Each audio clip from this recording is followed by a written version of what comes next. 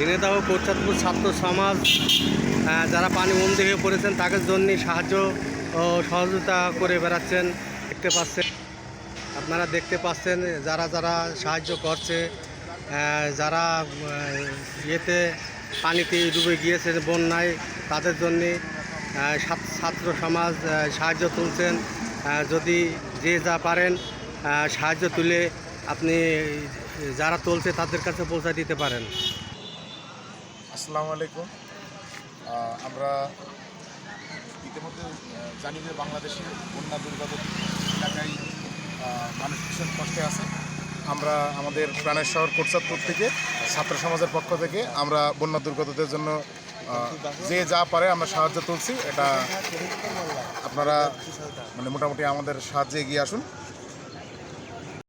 আসলে দর্শক বন্ধুরা, আপনারা দেখতে পাচ্ছেন পানিবন্দী এলাকার যেসব জনগণ যারা আছে বিপদে, তাদের জন্যে সাহায্য তুলছেন ছাত্র সমাজ।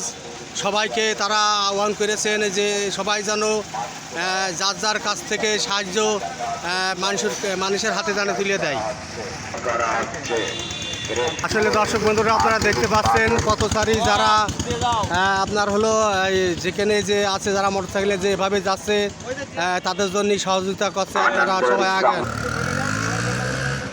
দর্শক বন্ধুরা, আপনারা দেখতে পাচ্ছেন সবাই কিন্তু সাহায্য দেওয়ার জন্য আছেন। আপনারা জানেন যে ছাত্র সমাজ যারা প্রতিবন্ধী ও যারা হলো ভেসে ভেসে চলে আসছেন, যাদের সাহায্য করার কেউ নাই, তাদের জন্য সাহায্য করার জন্যে উঠে পড়ে লেগেছেন ছাত্র সমাজ।